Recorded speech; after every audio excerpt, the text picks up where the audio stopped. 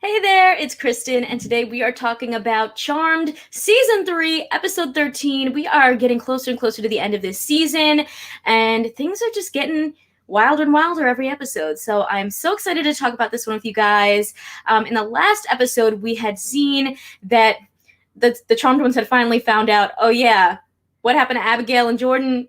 They are trapped in the Tomb of Chaos. So now we are spending this entire episode kind of in like a trial to get Jordan and Abigail out because, really, Abigail's the one on trial here, and the only way to get Jordan free is to prove that Abigail doesn't belong there, that she is not chaotic, which, honestly, everybody in the show is chaotic, even the Charmed ones. So that is definitely going to be something that's going to be difficult for them to prove.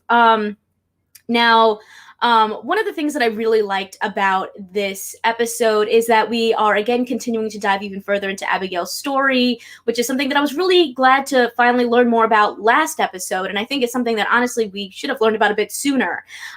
So we really get to see kind of the relationship that she's had with her mom and her sister, and, just like kind of how abusive her mom really is, because nobody really understands Abigail. While she's in the Tomb of Chaos, she's sort of trapped, I would say, by being haunted by her mom and what her mom used to do to her in the past. I think really and we've seen this, I think, throughout the season, and I think they're just really kind of, bringing it home now. It's just that Abigail is someone who has always wanted love. She's always wanted validation, and she's always kind of been misunderstood. She is what they call in this episode a hybrid. She's half witch, half demon. And her mom never understood her demon side. And not only that, but also kind of never really accepted her in general, whether she was using her demon or witch powers growing up. And I think when she was younger, we really get to learn, like, she, was just someone who didn't, really know how to use her abilities and didn't know how to control them. And her mom didn't help her in any way. And if anything, made things worse with the way that she treated her. Mr. Hootie Dean, we got some comments saying, been waiting for Kristen's reaction to this episode. I liked it, but there were issues. And also that the actress who plays Abigail was fantastic in this episode. She really was. I think this is finally a time where we're seeing Abigail thrive as a character, in terms of, like, we're finally getting to, like, learn more about her and what's going on with her story. And I really appreciated that. And you guys already have mentioned this, Fred.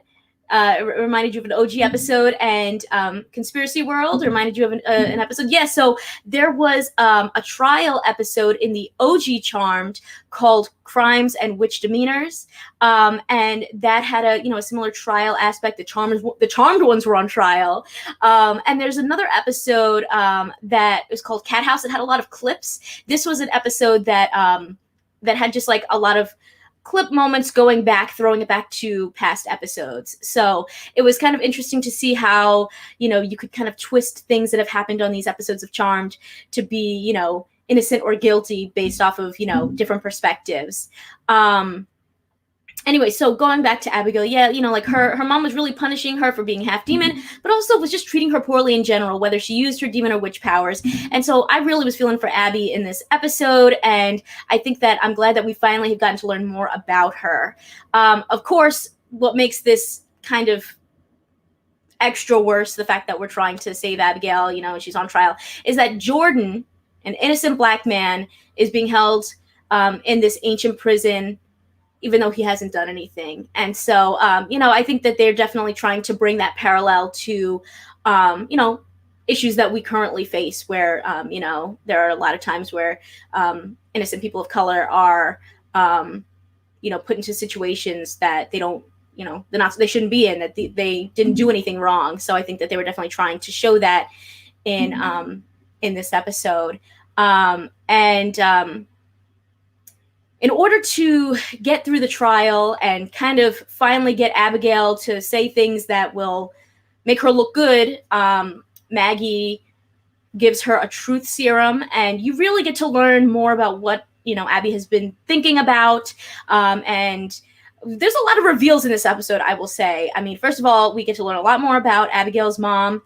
Second of all, we get to learn more about Abigail as a person and how she really is looking for love and validation and hasn't been able to get that. And third,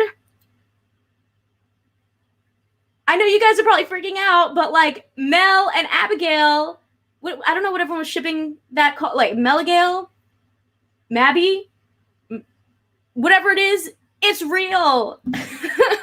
Or yeah, I don't know what the ship name is called, so if anyone knows, let me know. But Mel and Abigail, that ship, whoever was feeling that vibe, it's real. Abigail says that Mel is someone that she really cares about, and that, you know, she kind of wants to do whatever she can to be the best version of herself in case, you know, anything ever happens where Mel's kind of like, hey, I feel the same way. So I thought that was wild. I didn't really know if that was going to happen, but it's real. We also, Abimel, thank you. The Abimel ship, it's real. Now, continuing on with that, I think something else we kind of learned that I think was a little bit confusing about this episode. So this was something that I kind of didn't really love, because I just felt like it was a little confusing how they explained it. But they talk about how Abigail had a firepower growing up, and that, you know, her mom stripped her of her demon abilities. And then we learn, or I guess it's revealed to everyone else, that when Abigail helped Macy get rid of her demon abilities, she kept those abilities. And that's where she got her firepower from. So I guess what they were trying to show us was that, you know, Abigail originally had those powers, and now she kind of got them back by taking Macy's powers because her mom stripped her of them. But I just thought there was a little bit of confusion there, because I thought they made it seem like she had already had fire powers, and then I don't know. It was just a little bit weird when it came to that. But by the end, we do kind of defeat, or I guess win this trial. I mean, they don't really win it, but like they managed to save Abigail and Jordan. And Abigail says that she will give Abigail, and Abigail says that she will give Macy back the firepower, give her back her demon powers. So Elias, that this is a great question. Why does Abby need to give Macy the demon power back? She didn't want them to begin with. And why were they surprised that she took the power? Sometimes they write the randomest conflict. That's exactly what I was feeling here, is that, first of all, did it really matter? Like, what else is she going to do with the power? Throw it away? Like, you know, she's the one that took it. So, I mean, it makes sense that she would use it. I don't know. But yeah, I mean, again, and also, like, why would she give Macy the power back? If she does, wouldn't that make Macy a demon again? Doesn't that kind of go against what they want? I mean, I love Demon Macy, so I would have loved that. But I don't think it really makes sense, especially with the way that Macy has been portrayed over the course of the season. Shill says, I think her mom and the elders stripped her power. So yeah, I think that is what they were trying to tell us, but I think the way that they did it was a little bit confusing. But I think they were trying to show us that Abigail originally, as a demon, did have fire powers. Her parents, or her mom and the elders and everyone, stripped it away from her, and then she had Macy's fire power. So yeah. Now, I do want to, thank you, Jackson, for the kind comment. I love your reviews because you compare and remember so much from the OG Charmed. Yeah, I love the OG Charmed. You know, so to see that there, you know, were some similarities between this episode and some of the original episodes, you know, that's always fun to me. Now, after, you know, they're kind of going back and forth over this trial, the Perfecti don't really care. They don't want to listen to the Charmed ones, even though, I mean, honestly, the Charmed ones, they prove their point that Abigail is a good person, or she's trying to be, and that Jordan doesn't deserve to be locked up. But the Perfecti don't care, and so they want to make, you know, Abigail guilty. And the Charmed ones are like, all right, well, I guess we got to pull out the power of three. So they pull out the power of three. They're going up against the Perfecti, and then they disappear. So where did they go? I mean, they're coming back. They're coming back, and it looks like things are going to be bad. So we see at the very end of this episode that the Perfecti are like, well, guess we're going to have to destroy the Charmed ones like we did in the past. And I was like, oh my God. Ah! So, past charmed ones have been basically destroyed by the Perfecti, and that sucks. And the fact that this is happening again, now we know. I mean, I think we all had theories that the Perfecti were going to go too far and the charmed ones were going to have to stop them. Now it's like they don't even know where the Perfecti are anymore. The Perfecti are coming for them. They're coming for their throats. They are going to destroy them, or that's their plan. And I think that's what we're going to be seeing over the next few episodes. Definitely the next episode, we're going to get into that. But I wonder, like, if it will continue on for a few, or if they're going to wrap it up quickly. My thought is, like, if they do, what would be next? You know, because there's still several episodes left in the season. So maybe the Perfecti, maybe the showdown with them is going to take a couple of episodes, or maybe they're going to, you know, wait till the finale for that. And set up something else going into season 4. So I would love to hear you guys' theories. What do you think is happening? Because, you know, we still got a couple episodes left, and it's clear that the Perfecti are coming for the charmed ones. Do you think it's going to happen next episode and it's going to be wrapped up quick? Or do you think that maybe that will even lead to something else crazier happening in season 4? So let me know. And then, of course, Jordan, man. I will say we've gone on a journey with him. I was not a huge fan when we first were introduced to Jordan. He's really grown as a character over time. I really like him a lot. And, you know, it was clear that he and Maggie have some kind of connection, that they really like each other, but he's just been through too much. I mean, honestly, if I was Jordan, after going through the Tomb of Chaos, I'd probably be like, I gotta leave too. So Jordan's too overwhelmed. He decides he's going to leave. And I hope that he comes back eventually, but you know, it just seems like they're letting him go. Quay says Jordan did not have to leave. I mean, I just think that he's gone through so much that, yeah, like what else can you do besides leave if you want to get away from all this crazy magic situation? You know, like, I don't think there's really anything else he could have done, unless he's just going to keep, you know, being in these situations. And then Jaws says, Jordan is honestly one of the fan favorites. I hope he comes back. Yeah, I hope so too. I hope that he comes back.